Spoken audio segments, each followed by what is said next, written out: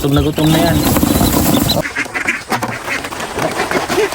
Para silang naka free range lang dyan.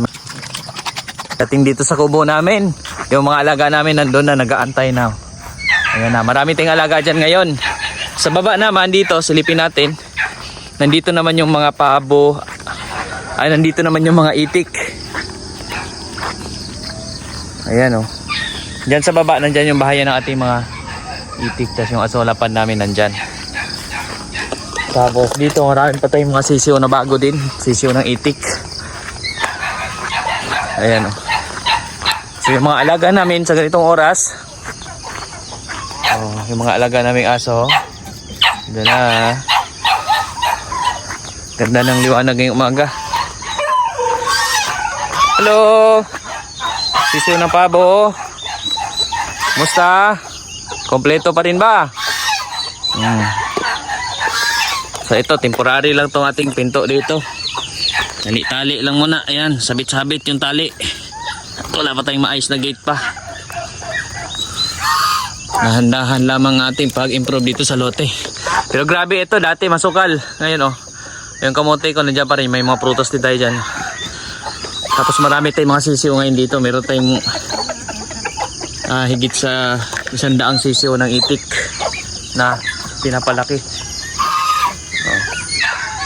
Hello. Tapos ito pa, mga sisiyo ng pabo. Meron niyang mga 30.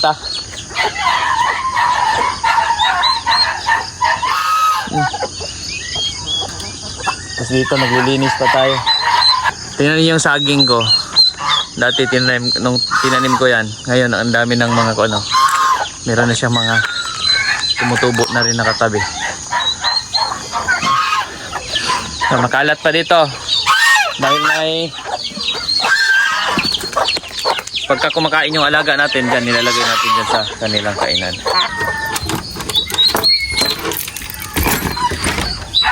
Hello. Ayan, ito yung ating lagayan ng feeds. Bigyan mo natin silang crack corn. Kahit di sila masyado nakain ng crack corn. Oh.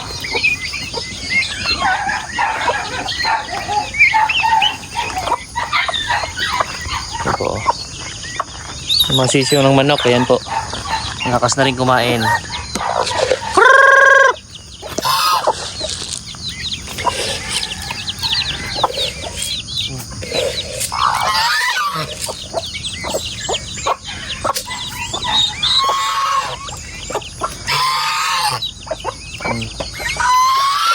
Babalik-balikan na lang nila yan.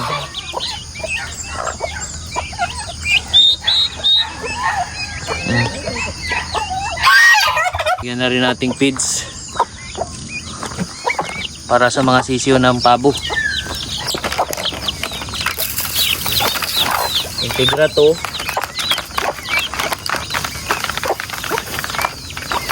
Marami sa pagkain. Ayun sila magugutom.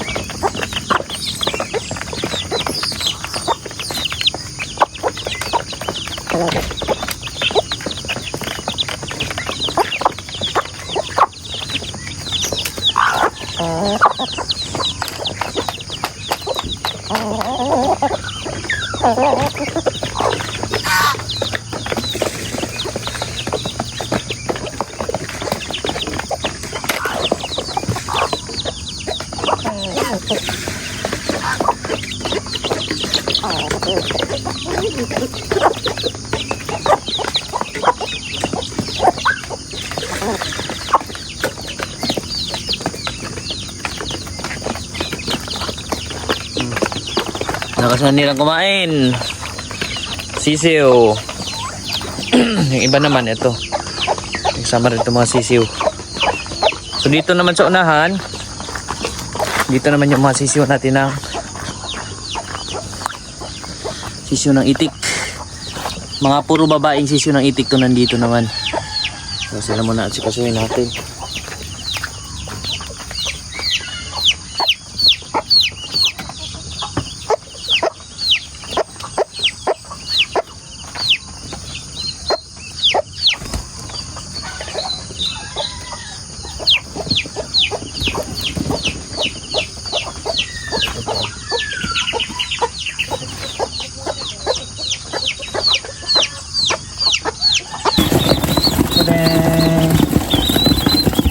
Sige na, gutom na yan.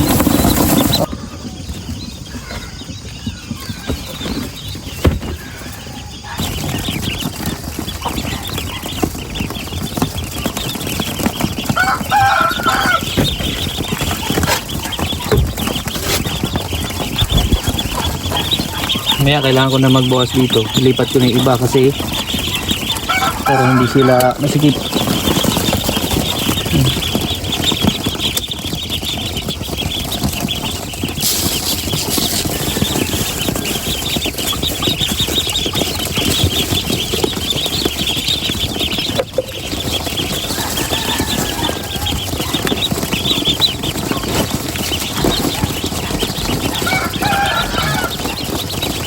Kumain yan. So ito naman yung vitamins nila. Nahalo ko sa tubig. Multi-V. Liquid siya.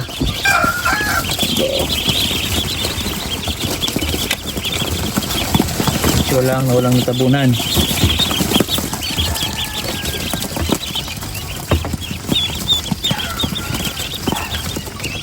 Skip na nga sila dito. Oh, yung iba.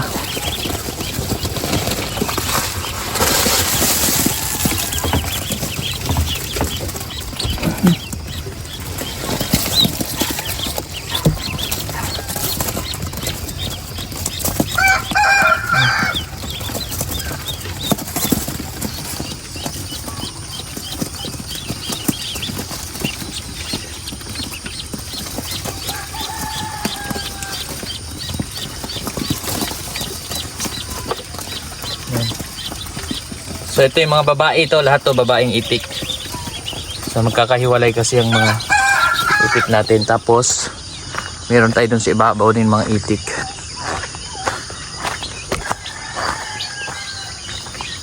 Oh, yan sila.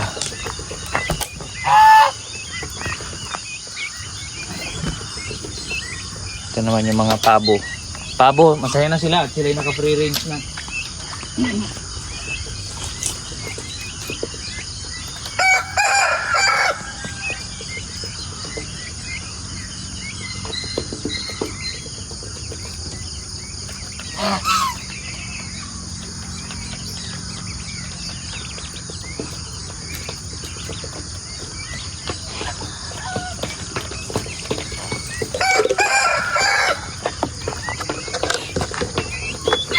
So bago tayo magpakain ng baboy, may baboy din tayo doon.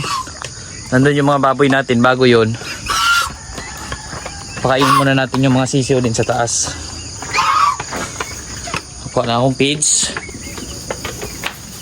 Ito naman tayo sa taas.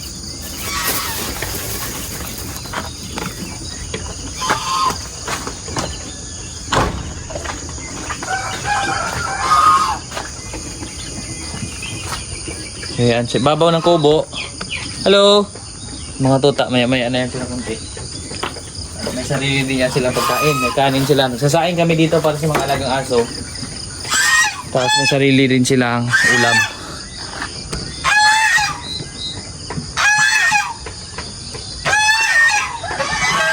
Tara. Ito sa taas. Ayan yung mga tanim natin dyan, oh. Makina rin.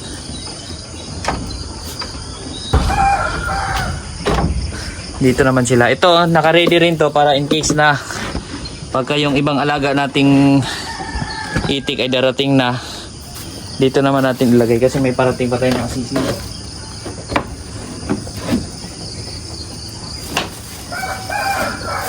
Ito para sa ibang sisiyo. Pag malaki na rin yung nandun, pag lumaki-laki at medyo masikip na, maglilipat din tayo dito. So bago yun, nalili natin yung tubig. Palitan ko yung tubig nila.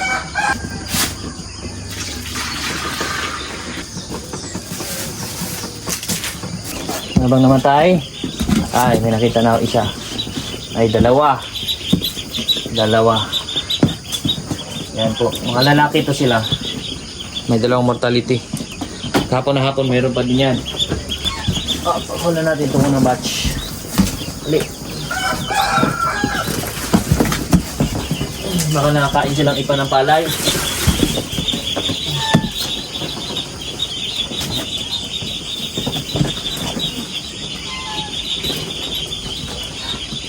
Kabila.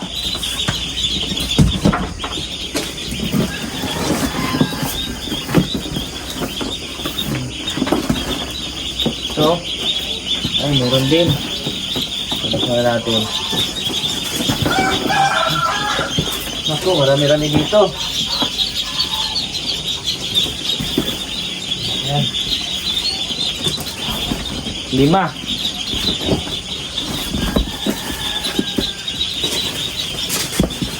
Ayan po. Marami-rami mortality. Ito may ipa. So baka yun ang disadvantage pag may ipa.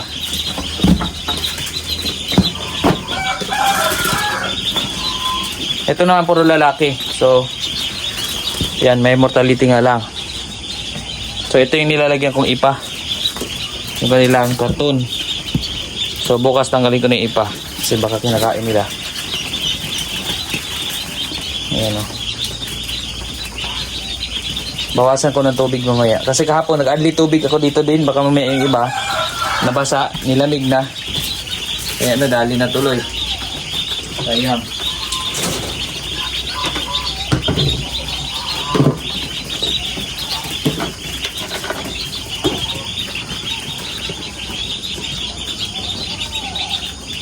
So ngayon doon naman tayo sa baboy. Yan siguro ang kaibahan. Tsaka ito nakalapag lang sila dyan. Sahig, may mga ipa-ipa rin kasi dyan.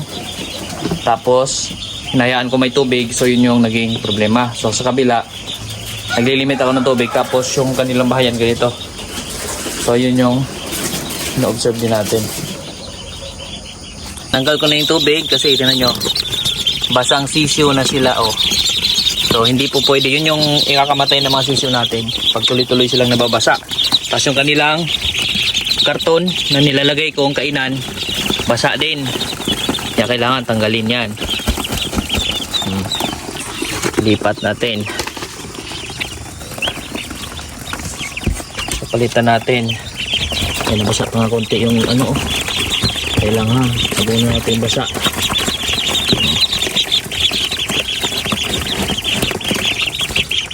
Ayan. So kailangan tuyo yung naapaka nila. Tapos lagyan natin, maglalagay tayo ng konti pang pigs. Kailang yung tubig mamaya na. Hindi mo na sila painumin ng tuloy-tuloy. Yun yung aking kuwan sa kanila kasi yun nga nababasa. Iligo sila. So lalagyan ko lang ng pigs yung mga karton. So ngayon po, baboy naman pagkainin natin. Meron ako asola, pero konti lang. Tapos lagyan natin ng mais. Tsaka pigs, ito yung pigs. Lagyan ko mais, ito sila yung asola. Ito mais. Pigs.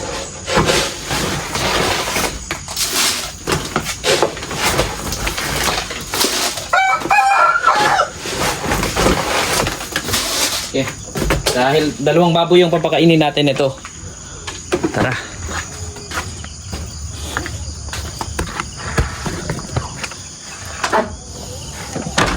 Tapos pagkatapos naman itong baboy, meron pa tayong papakainin sa baba naman. Yung itik naman natin doon.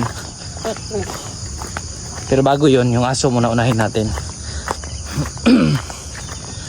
Yung kasaba natin dito, nung nakaraan, nagluto na ako nito. Pero maliliit pa yung laman.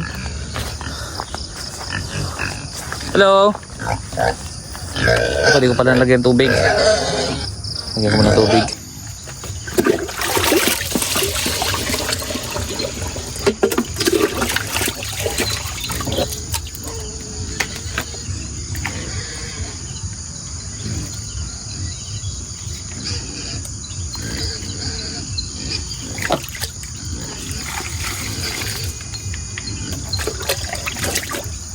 Yan po. Yan lang extra ng tubig para tignan natin. Oh. Gusto na?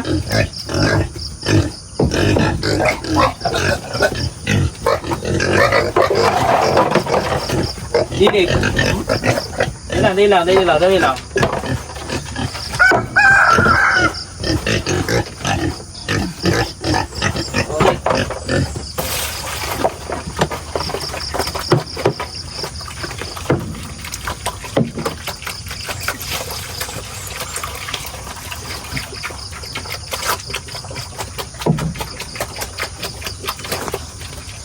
Po. Lakas na kumain yan. Gagawin ko inahin yan. Kaya ganyan yung style ko. Nakakuan sila dyan. Para silang naka free range lang dyan. May lupa na part. Tapos gumagawa ko ng mud dyan. Para may liguan sila. Tapos yung mga dumi nila doon, mabilis na tutuyo. Ginagawa naman nating fertilizer doon sa mga prutas natin dito na tanim. Ayan, mga halaman natin dyan.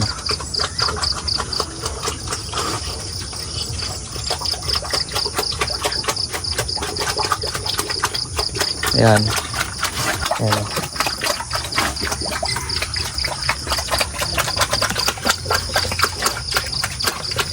Malakas kumain. Minsan man, kangkong yung hinalo ko. Pag walang asula, kangkong, feeds, mais, yun yung binibigay ko dito pagkain. Ang laki, bilis lumaki. Ito, nasa isa't kalahating feeds pa lang yung naubos nila. Isa't kalahating sako ng feeds. Yung naubos. Mula nung biik pa lang sila. Tapon.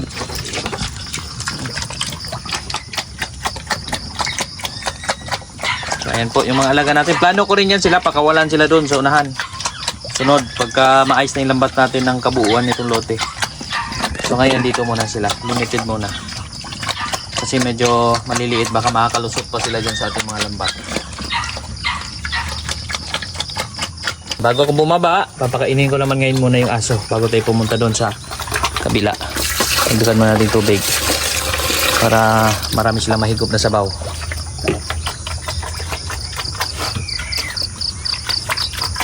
Tara. Sa kabila. Oo. Tama, yung mga sisiyo natin ng pabo gumagala na. Tapos naka-vitamins din yan sila, since sisiyo pa. So ito ang advantage nito, kaya pinapakawalan natin. Okay lang sa akin pakawalan dahil may kasama silang inahin. Ayan, yung nanay nila hindi makamove on. Dati nung kasama nila yun, nang maliliit pa lang sila. Tapos nung sumunod, nung nilagay ko na doon sa loob ng lagay ng sisiyo, yung nanay nila nandun lang sa labas. Hanggang siguro mga halos isang buwan din silang nandun. Yung nanay nila nandyan lang sa kanila paligid, paikot-ikot. Yun yung pinakawalan ko na. Ayan, kasama pa rin nila yung nanay nila. Sinasamahan pa rin sila nitong nanay pabo. Yun yung advantage sa pabo, matagal makamove on. Kahit nga maglimlim yan sila at nasira yung itlog, tuloy-tuloy yung naglilimlim. So dito, yung alaga naman nating aso. Hindi natin pakain.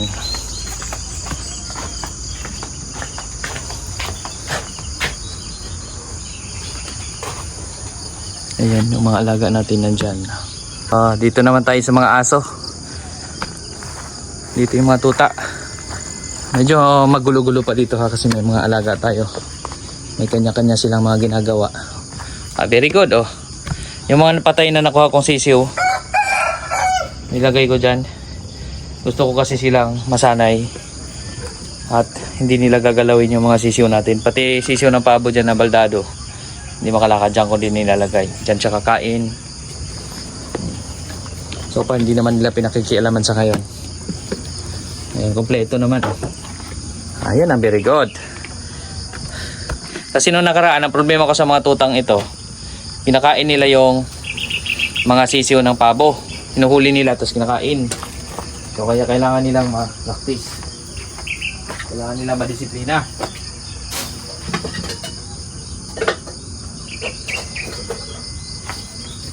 Kain lang tayo ng aso.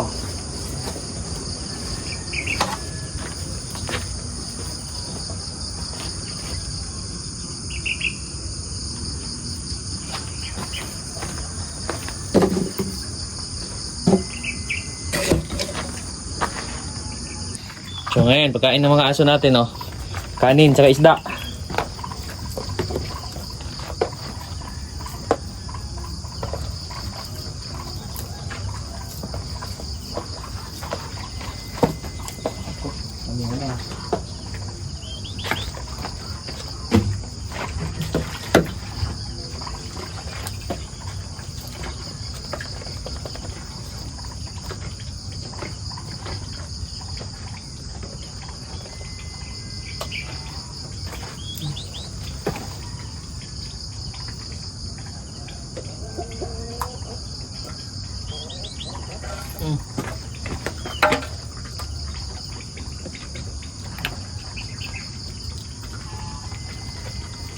Choco.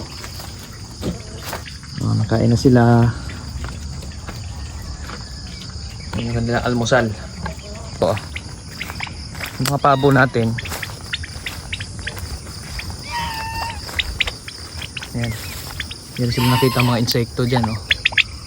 Bukod dun sa mga binibigyan natin pakain, pupunta rin sila sa mga damuhan. Yung mga insekto, mga damo, kinakain din itong mga pabo. Oh, sama-sama sila dyan. So, yan yung advantage pag pakawala naman sila. Oh, marami pa silang pwedeng kainan dyan. Ayan. Oh, papunta naman tayo sa baba. Tingnan natin, medyo malaki-laki na rin yung mga sisiw natin doon. Tingin ko nga parang pwede na mangitlog eh. Malapit na mangitlog eh. Ay, mga tuta, pag alis ko, gusto sumama. Kaya lang, hindi sila pwede pakawalan pa kasi sinasanay pa natin sila. Yung mangga, sa mga nagtanong ng mangga, kumusta? Ay, nangalaglag ang mga bulaklak, oh. Inisprehan ko lang kasi ito ng isang beses. Pampabulaklak lang. Ayan, daming bulaklak na nalaglag. Kunti lang naiwan ng mga bunga. So, observe pa rin natin yan kung may matira pang bunga. Kasi dito, ayun yung bahay ng itik sa baba. Pupunta tayo ng mamaya. Ito po, mayroon naman po. Ayan, oh. May mga naiwan namang bunga. Observe natin kung yan ba ay magtutuloy. Choco. So sana may maiwan man lang, may mga tuloy man lang bunga. Kasi isang sprayhan lang ang ginawa ko kasi ngayon trial and error pa lang ako. Naaral kong maigi. Kung possible ba yon o kung hindi ba. So sa next naman, kung may budget na, ipapa-spray natin lahat ng mangga. Tapos applyan na natin ng mga may mga gamot na talaga. Para mabuo. Ganda ng view dyan sa baba. Tingnan nyo po. Kita yung bundok. Yung mga itik natin nandun. Pinakawalan ko lang sila kagabi. Hindi ko sila pinasok sa loob. Kasi nagmadali na ako kagabi. Nabot kasi kami na sobrang hapon. Yun yung asola pond natin. Diyan tayo nang huwa ng dagdag pakain sa itik. Oops. Bababa lang tayo dyan. Yan. Tapos yan, may hose, oh. Pansin nyo yung puting yan. Yan yung hose natin paakyat ng tubig. Tapos may wire. Yan naman yung para sa kuryente. Kasi di kuryente yung makinang gamit natin. Pero ang malupit sa makinang ito, nakalubog yan sa tubig. Kasi ito yung submersible pump. Ayan po. Ito yung makina. Ito. Ayan. So once sa pinaandar yan, pag may kuryente na yan, aakyat na yung tubig niyan dito sa hose na to. Aakyat yung tubig papunta doon si Baba. So ganun lang siya kadaling pagganahin. As long as may hose, na sinubog mo lang sa tubig, yung kanya makina, ayos na. Kasi kung maagos lang yung tubig, bukal yan dito. So galing yan doon sa baba. Ito. May bukal dyan sa ilalim. Malalim yung ano yan. Asola natin, oh. Sa baba. Fish pan na kangkungan. Nasa kayo medyo natuyuan. O, yung itik nandyan na. Nag-aantay na. Silip na tayo sa fish pan. Tuyo-tuyo ah. Nako, sayang. Ayun o, mga isda o. May matataguan pa rin naman yung isda. Kahit na medyo wala na masyadong tubig. Oh. Yan o, nagalawan mga isda.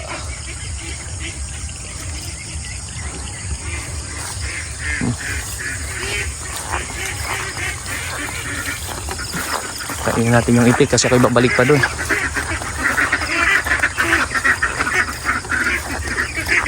Linaw ng tubig oh.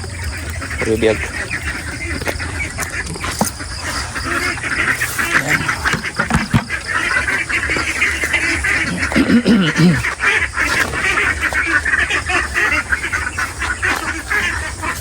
Hello.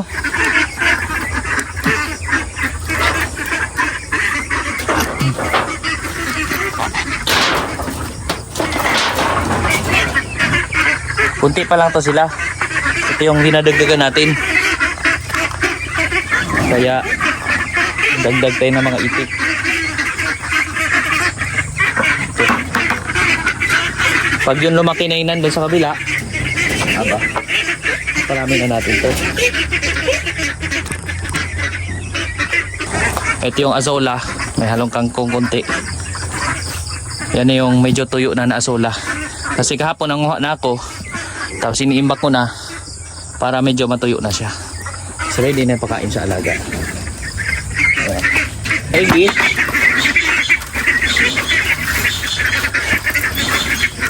So pigs, bait. Yan na. Halo na natin yung ibiyan. So konti lang yung pigs. Konti yung mais. Mas marami yung azola sa nilalagay ko. Since growing stage pa lang naman sila.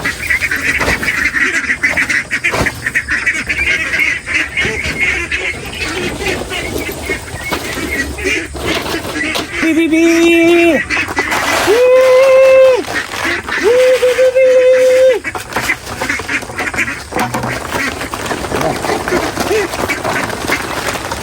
Tumog na.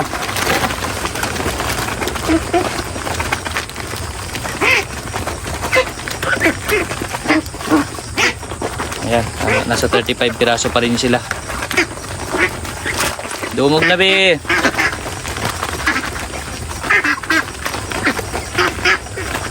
Kumain eh. Kailangan marami. Yung iba natin, yung parating natin, kailangan damihan din natin pakain. Matakotin lang talaga sila. Once na gumalaw ka, gagalaw din sila.